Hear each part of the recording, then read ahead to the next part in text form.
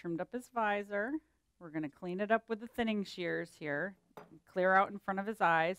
A lot of clients come in specifically for face trims because they don't like this hair that grows in front of their eyes, and they don't like their visor to fall down in front of their eyes because they like to be able to see their pet's eyes. So we're going to clean this out here with the thinning shears so that you can see his eyes. Just clean that out on both sides. Makes it look a little bit more natural.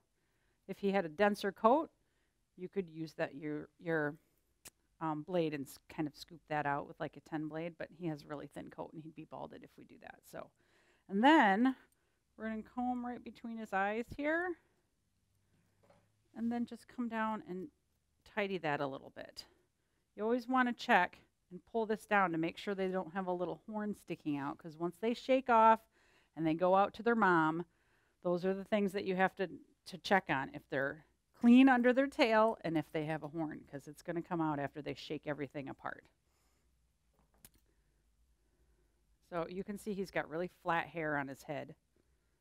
Doesn't like to stand up. You can comb it up and it just falls down again. So there's a couple options of what you can do with that. You can put some product in it so that it does stand up. Or a lot of times I will do what we like to call a type of layer trim, where it's kind of like what your hairstylist does.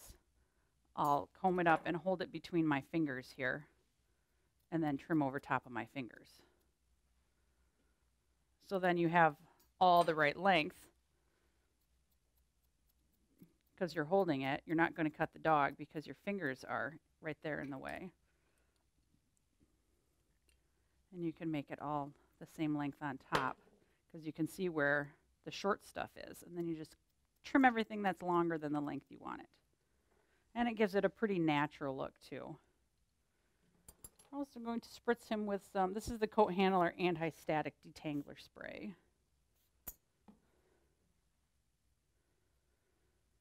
You have kind of a fine line when you're using products of, you don't want them to be staticky, because that makes their hair fly away. But if you use too much conditioner, their hair is going to be really limp, and then it's not going to stand up so that you can get a good trim. So you have to be judicious in your use of products so that you don't have too much of one or the other. So see, we're going to just trim that on the top. It's going to be a little bit longer than his body.